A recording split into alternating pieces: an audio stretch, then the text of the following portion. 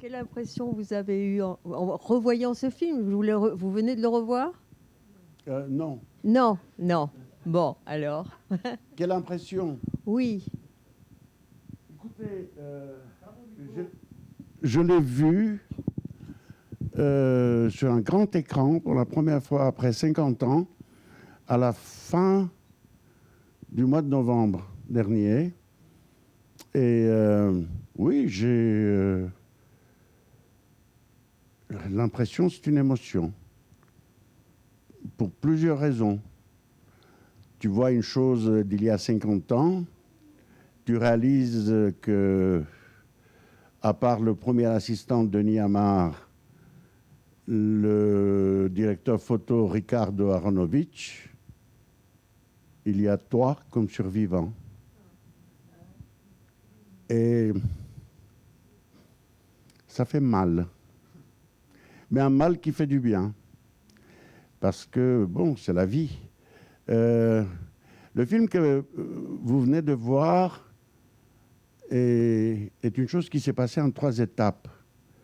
À savoir, il y a la nouvelle de Jean-Luc Curtis, Les Faibles de Subiaco, qui traite seulement le noyau qui est pratiquement au milieu du film, l'histoire avec l'américaine.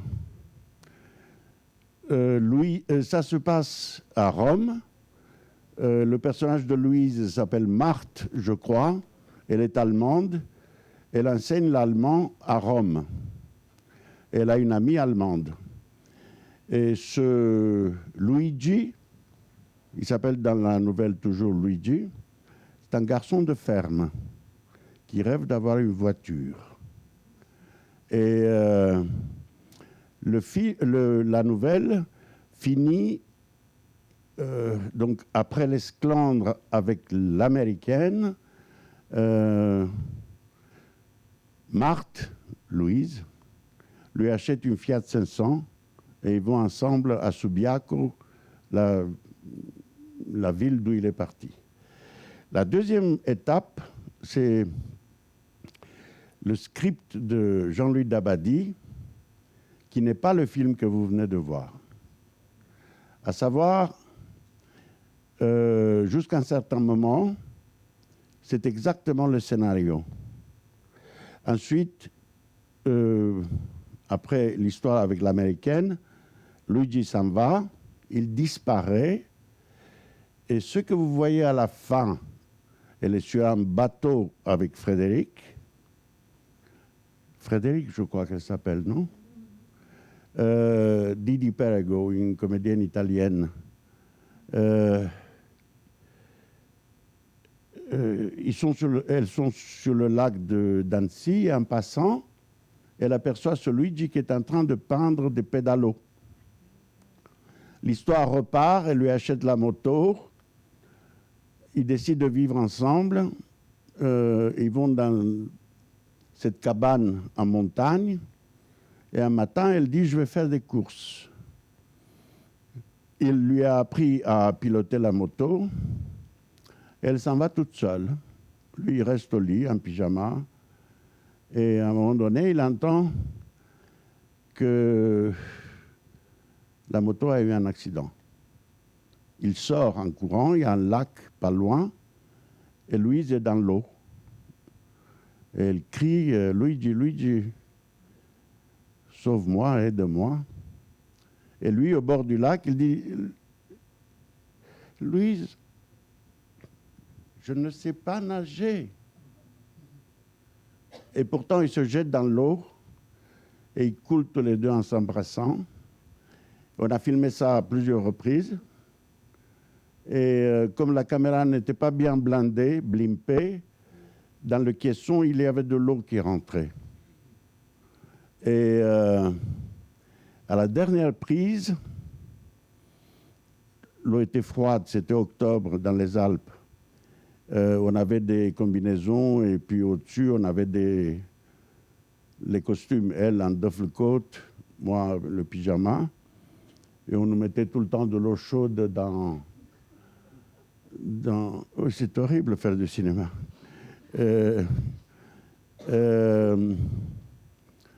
Et on avait troublé la vase. Et la consigne était, vous coulez en étant en train de vous embrasser, et quand vous sortez du champ, vous comptez jusqu'à 10, et puis vous pouvez ressortir. Je l'ai perdu à un moment donné, et j'ai compté, et j'ai voulu sortir, l'homme arrivait là. Et tu te débats parce que pour couler, on avait des poids en plomb.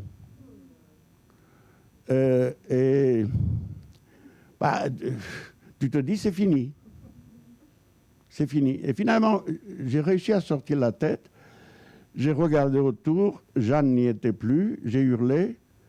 Et le gendarme, le CRS là, qui était dans la barque de secours, a plongé, l'a sortie, elle a fait une paralysie respiratoire. Et pendant 4-5 jours, on a tourné sans elle. Et après quelques jours encore, c'est moi qui ai eu un accident de moto pendant le tournage. C'était une chose très simple en fait. Ça faisait partie des passages où je lui apprenais à piloter. Il y a eu des passages avec moi qui pilotais, elle qui était derrière.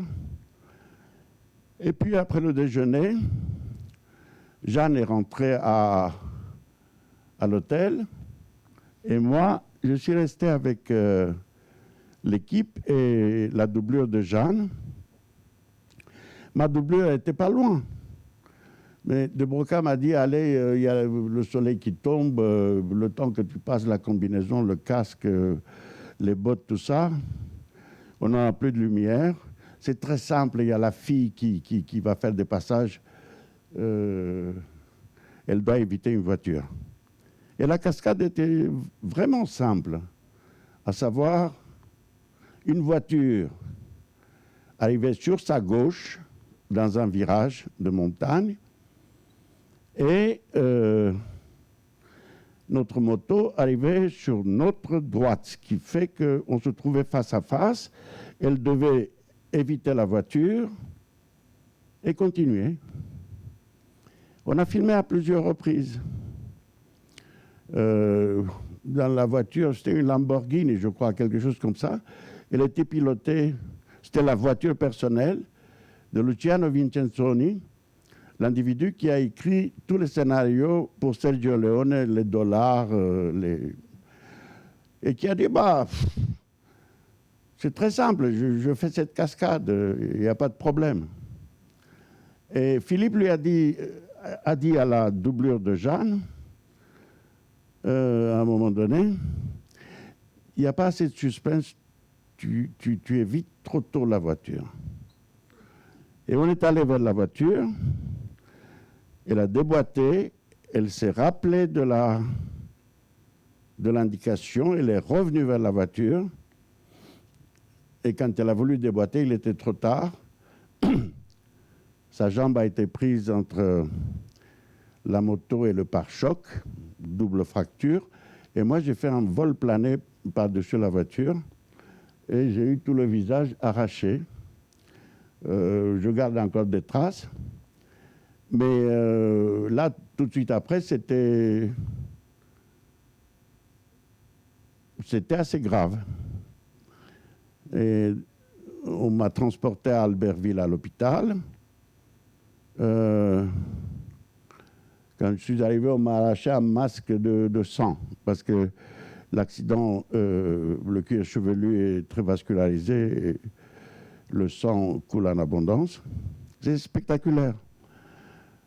Moi, quand je me suis relevé, j'ai vu là sur la colline Suzanne Durand-Berger, la script, qui a fait comme ça. Et moi, je m'étonnais que je voyais mes cils d'en bas, je les voyais en haut, parce que c'était coupé là. Le nez est arraché, la bouche, etc.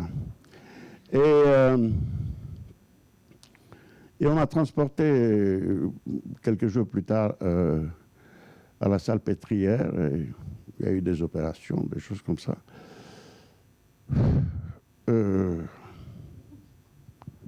Et un mois plus tard, quand je suis revenu, le lac était gelé. Et on a essayé plusieurs fins, dont une, on allait à la mairie et on se mariait. Et moi, jusqu'au Festival de Cannes, je ne connaissais pas cette fin. Philippe n'a jamais voulu me la dire. À table, je me souviens d'Abadi qui a dit « Tu verras, c'est très bien, très très bien ce qu'elle a trouvé ». Et j'étais assez désappointé. Moi, je préférais celle que j'avais lue, pas celle que je viens de voir, que vous venez de voir. Jean-Fabrice, il préfère celle-ci, il me dit que c'est dans l'air du temps. À bas le mélodrame. On est des hommes, quoi. La bêtise a été d'accepter la sélection au Festival de Cannes. J'étais dans le bureau de Dansiger et Mnouchkine, et je vois encore Dansiger qui saute au plafond et qui dit « Sania, Sania, on est à Cannes !» Sania, c'était Mnouchkine. Il y a Lelouch qui vient de nous téléphoner. Et moi, j'étais un peu comme ça, pas convaincu. Mais toi, qu'est-ce que tu penses? Je dis, je ne crois pas que c'est un film de festival. Et malheureusement, j'ai eu raison.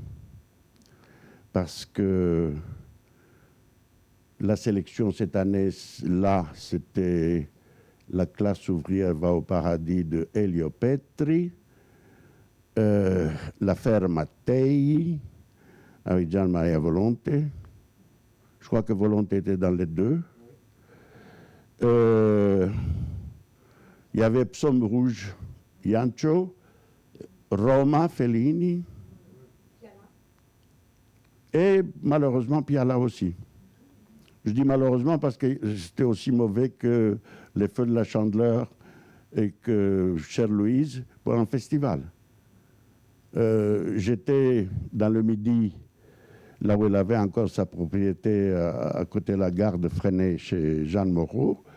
Et tout le temps, le soir du palmarès, le téléphone sonnait pratiquement toutes les 15 minutes.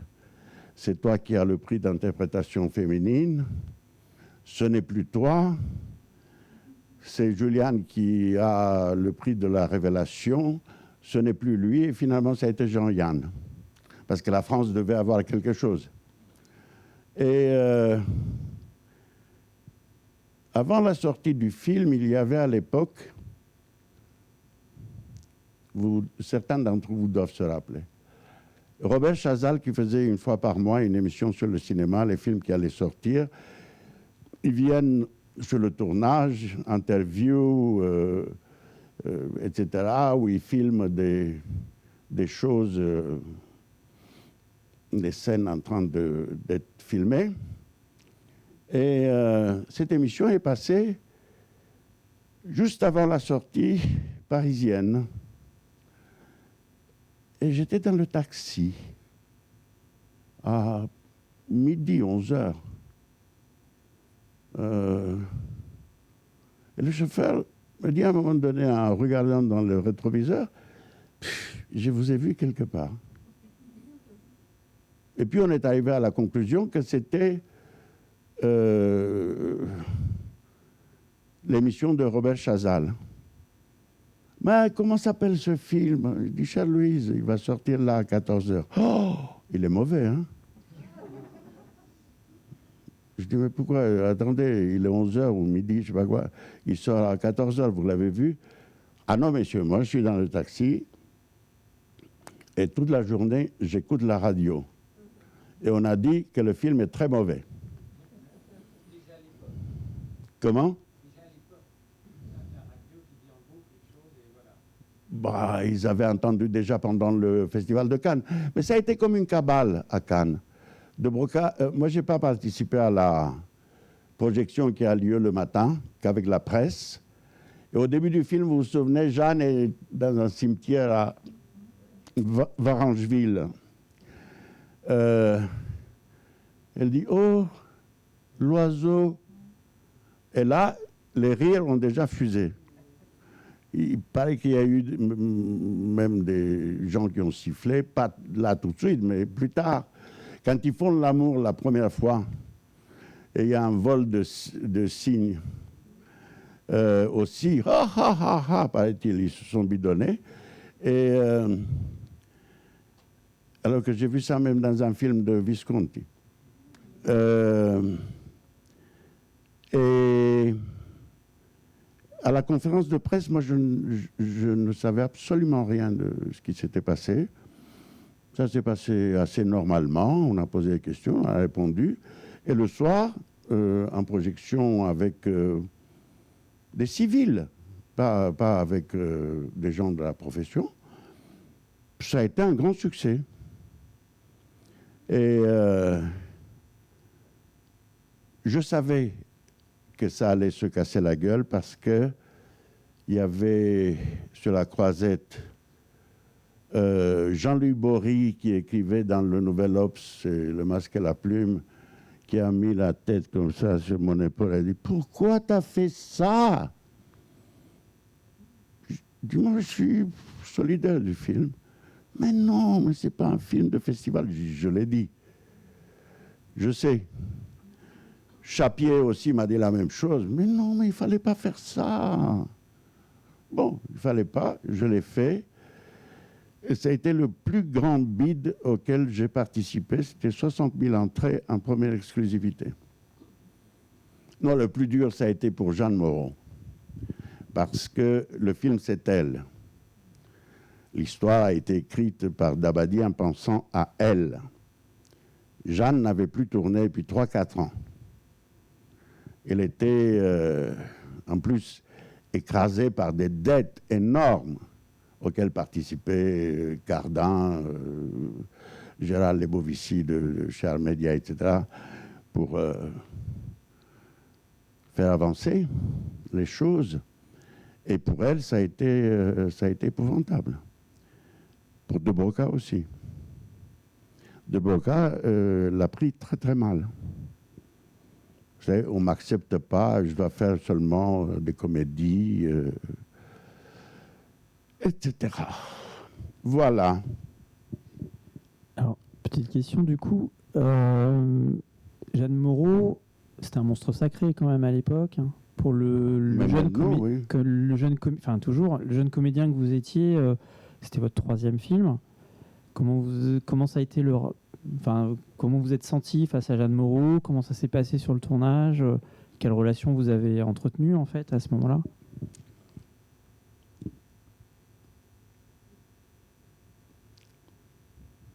Pour moi, c'est la plus belle rencontre de ma vie.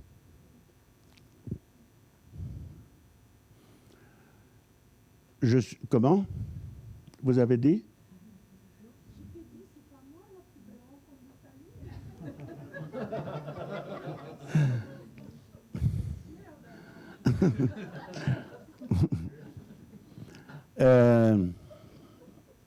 Professionnel.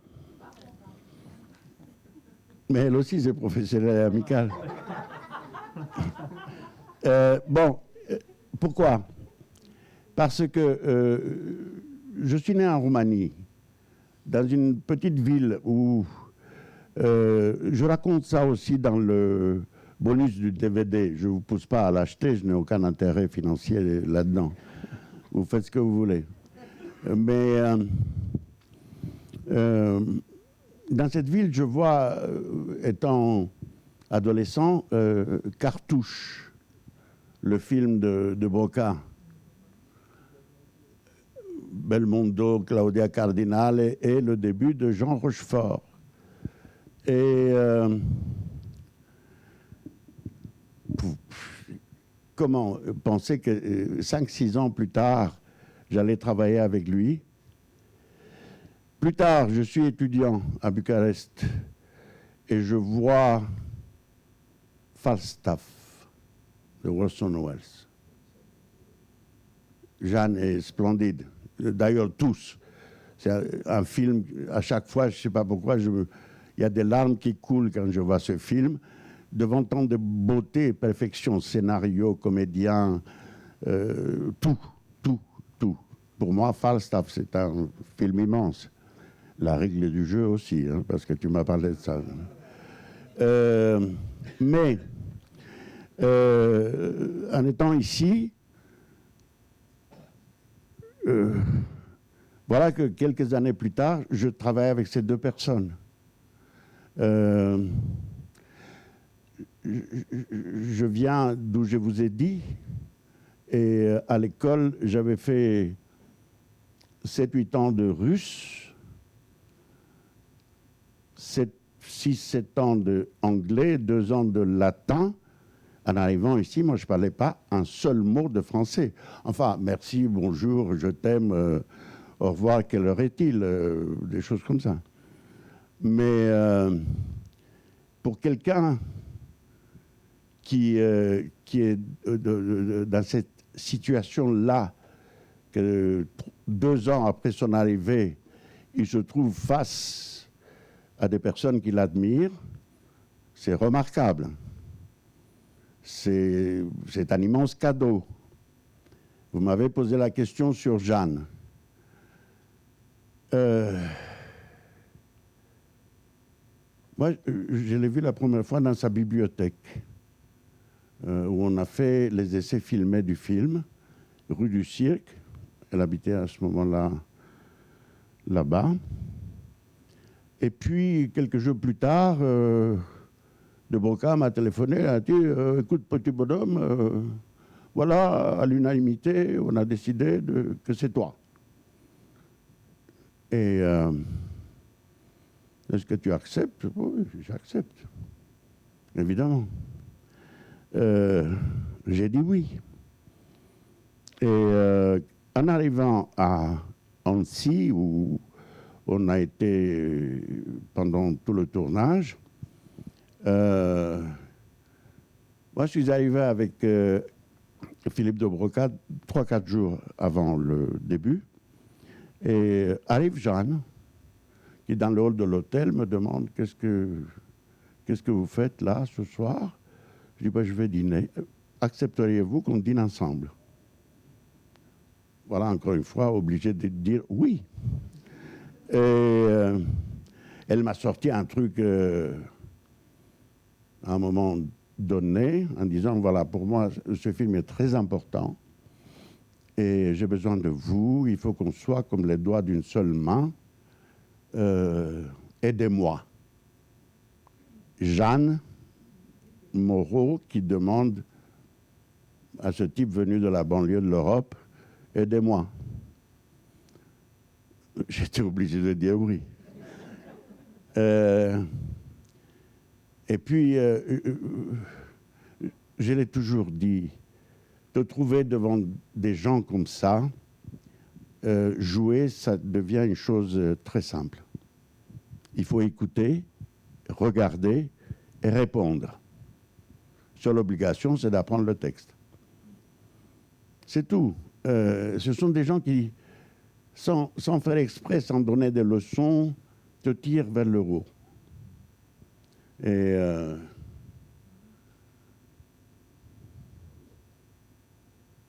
oui, et des gens comme ça me manquent. Elle, Philippe et bien d'autres me manquent. Mais c'est comme ça, c'est la vie. Un jour, moi aussi, je vous ferai signe de l'autre côté. Ben oui. Dites. Ça me gêne plutôt. Moi, je voulais vous dire, ce film, peut-être à l'époque, comme vous dites, les personnes ont rigolé, n'ont pas aimé, etc., etc. La critique. La critique, mais oui, mais je trouve que rétroactivement, enfin moi, c'est la première fois que je le vois, et je vois beaucoup de films, il est absolument extraordinaire et il est absolument d'actualité, même s'il a un petit côté Annecy un peu vieillot, un petit bon, les décors comme ça un peu démodés. Il est absolument actuel, il rentre dans une sociologie, il est vous êtes le personnage, vous êtes absolument admirable dedans. Je dis pas ça pour vous. Non, mais je suis flatter. d'accord avec vous. Non, mais c'est vrai, parce que Faut pas contrarier. Vous êtes ni dans le rôle, vous êtes ni un gigolo, ni profiteur, ni ceci, avec une immense qualité de tendresse. Et voilà. Après, vous avez ce petit truc avec l'américaine. D'un seul coup, vous avez voulu voir autre chose. Mais ce que je trouve, cette fin est très bien. Et moi, je préfère cette fin à la fin où elle achète le truc et vous partez tous les deux. Ça y est, vous avez eu votre moto et tout ça. C'est très bien. La moto, elle reste là. Après, vous disparaissez. Mais il est absolument magnifique, ce film. Et je trouve que, en plus, moi, il y a un dialogue que j'aime beaucoup. Enfin, une phrase que vous dites. Je suis un pauvre type. Parce que ça veut tout dire. Ça veut tout dire en ce moment ce qui se passe. Ça veut tout dire sur les gens qui viennent des pays. Ça veut tout dire de tout ce qui se passe actuellement.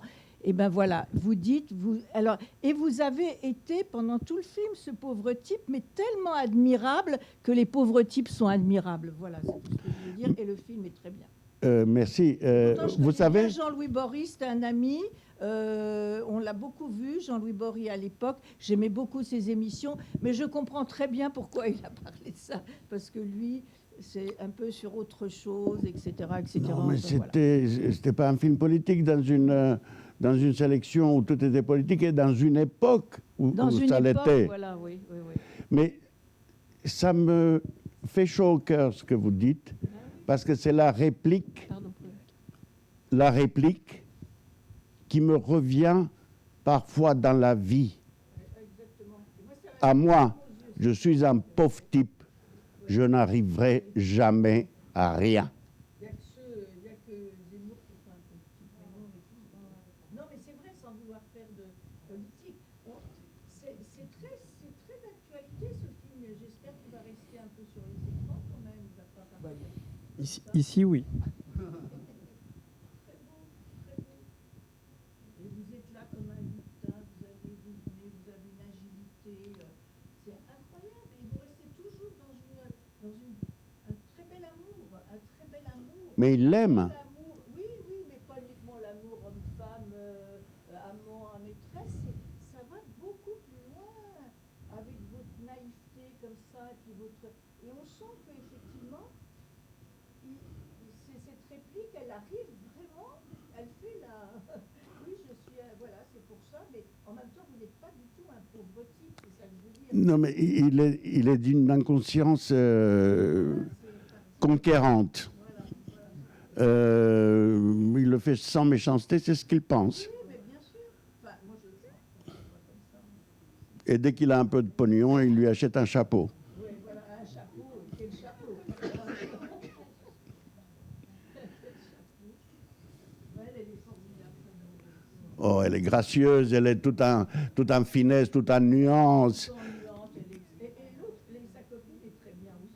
Avec ma compagne, on se souvient tout le temps du moment où, dans la loge où il y a eu l'américaine, il y a Didi Perego, Frédéric, qui arrive et qui lui demande « Et l'américaine, elle est comment ?»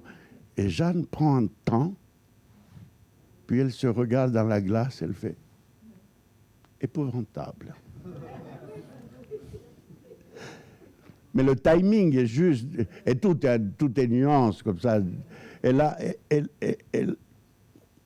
j'ai du mal à parler des gens que j'adore. Donc, qu'est-ce que vous voulez que je vous dise? Que des superlatives. Et tout a été formidable et en même temps très noir. C'est que le bonheur, ça a été payé. Avec son accident, avec le mien, avec le chamboulement de la dramaturgie du film, avec la bêtise de l'avoir envoyé à Cannes et de finalement réaliser une catastrophe financière. Voilà.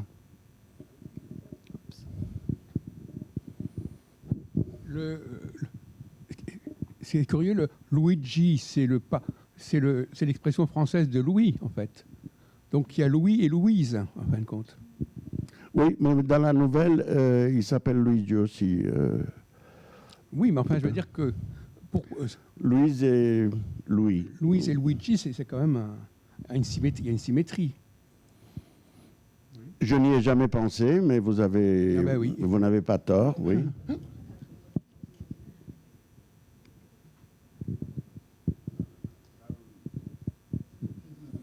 D'autres réactions? Non? De ce que j'ai fait, j'en retiens 3. Il y a eu d'abord Boff, Anatomie d'un livreur de Claude Faraldo. Et ensuite, j'ai fait Chère Louise. C'est un film, comme je le disais tout à l'heure, qui a divisé critique et public en deux. Une partie qui l'a honni à tel point qu'un jour, devant l'IP, là à Saint-Germain, il y a un type qui m'a caché à la figure en disant « Mais t'as pas honte de filer ta femme à ton père ?» Et une autre partie qui a adoré le film. Il y avait des gens qui me disaient des répliques. J'ai tué ta maman, j'ai fait l'amour à ta femme, ne m'appelle plus papa, appelle-moi Polo. Ça, c'était la réplique de Paul Crochet dedans. Et puis même Truffaut, il m'a envoyé une lettre où il a dit, pour moi, c'est Bof, le film français le plus important des 10 dernières années. Il est sorti en DVD, j'ai vu aussi. C'est un film qui, je crois qu'il est un peu dépassé maintenant, parce que c'était le rêve de se libérer, le droit à la paresse. Et ils cassaient l'outil de travail, ils partaient tous vers le sud. Quel sud? Je ne sais pas. Alors que maintenant, ils s'agrippent tous. À 18 ans, je veux une place, ne plus jamais bouger d'ici, acheter ma petite maison et bâtir ma petite retraite. C'est autre chose qu'en 70. Et donc, le deuxième film, c'est Chère Louise. Moi, je suis très attaché à ce film. Très attaché. Et le troisième, c'est un film que j'ai fait avec un remarquable metteur en scène israélien qui s'appelle Eran Riklis. Ça s'appelait Le voyage du directeur des relations humaines. Un film très, très, très bien. Très bien. Sur le monde tel qu'il est maintenant, sorti de ces gonds, où une prof ou une ingénieure de Roumanie ou d'un pays comme ça préfère devenir femme de ménage en Israël. Là, elle meurt et tout le film, le personnage principal, en fait, c'est ce cercueil qui se balade de là à là, à là, à là, à là. Et personne ne veut en Roumanie qu'elle soit enterrée là. Et puis, le cercueil revient en Israël. C'est d'après un très beau roman d'un Israélien, Ben Yehoshua. Je ne sais pas s'il vit encore, c'est un homme d'environ 90 ans. Voilà. Donc, peut-être une dernière question? Ouais. Ah. Merci. Le tournage, il a duré combien de temps?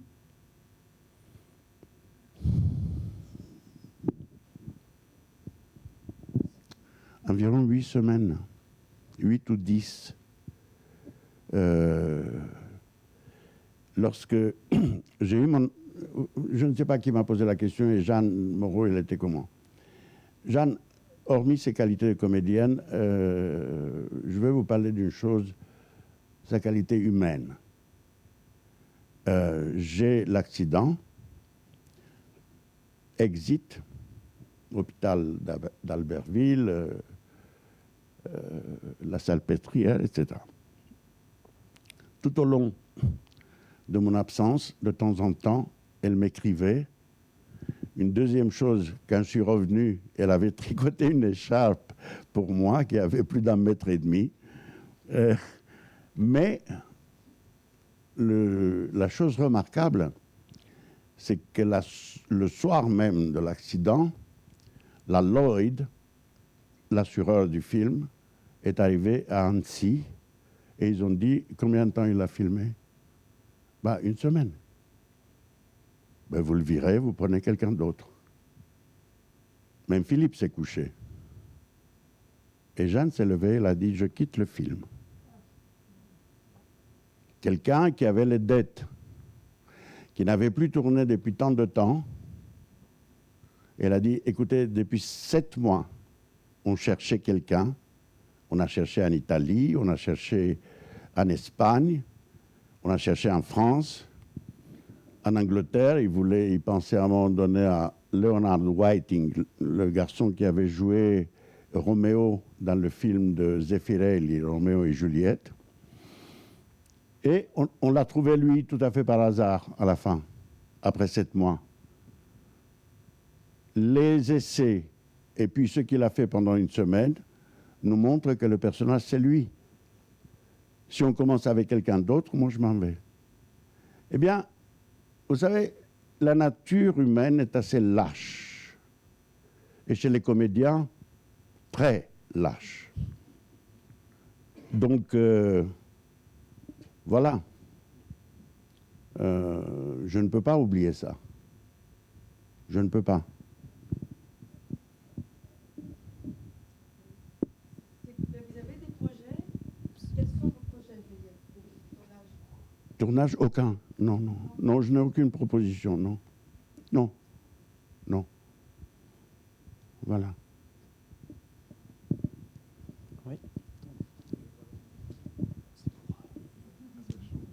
Oui, 2 ans après Louise, Jeanne Moreau a un magnifique rôle dans les valseuses.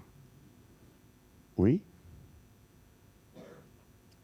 Non, mais c'est comme elle était ruinée. Et 2 ans avant. et la question est... Non, c'est pas une question, c'était... Ah non, mais tout de suite après, elle avait tourné avec Lucia Bosé dans le film de Marguerite Duras, Nathalie Granger, où elle m'a dit « Je viens de découvrir un jeune homme formidable, il faut que tu le connaisses. Il s'appelle... Comment il s'appelle? Gérard Depardieu. » Voilà.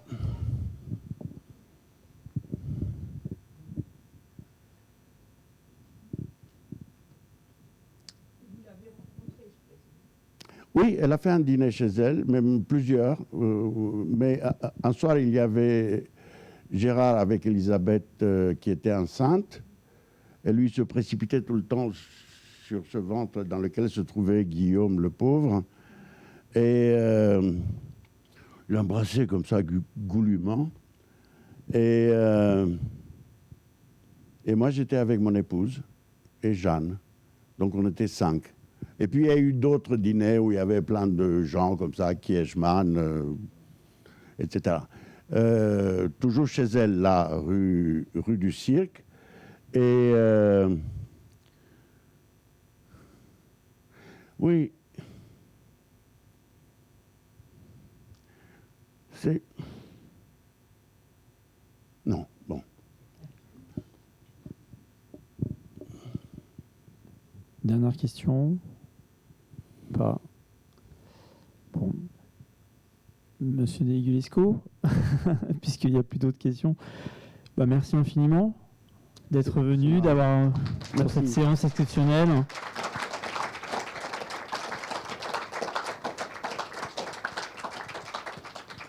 Voilà, et puis surtout, si vous avez aimé le film, en fait, pour tout vous dire, l'officiel des spectacles a complètement oublié d'annoncer la sortie du film. Ça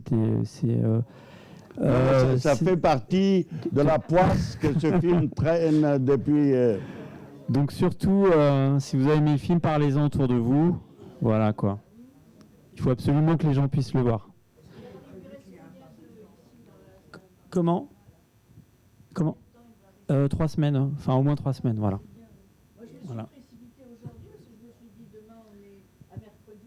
Non, pendant 3 semaines, le film est à l'affiche, comme tous les films ici, donc n'hésitez pas à en parler. Voilà.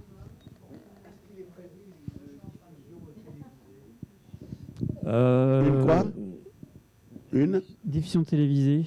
Non, il y a le Blu-ray est sorti en même temps qu'ici au cinéma, donc il est sorti depuis mercredi. Diffusion télévisée, sans doute. Mais pour l'instant, c'est TF1, hein, comme vous avez pu voir le logo au début du film, qui a les droits du film. Donc ils cherchent une chaîne justement pour le diffuser. Ce serait éventuellement Arte, mais qui serait la chaîne idéale pour ça. Voilà. Mais par rapport aux droits du film dont Jean-Fabrice parle, il y a une femme, enfin, il y a deux femmes grâce auxquelles ce film est revenu. C'était la Warner qui avait les droits et qui n'envisageait absolument rien, mais le tenir sous le coude.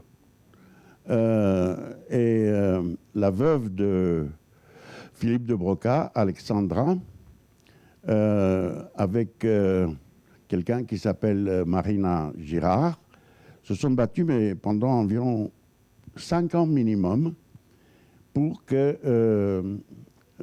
la Warner lâche les droits. Et ça a été fait, c'est TF1 qui les a obtenus. Sinon, le film... Et ce qui est extraordinaire, c'est que ce film est passé à la télé anglaise, allemande, belge, pas en France.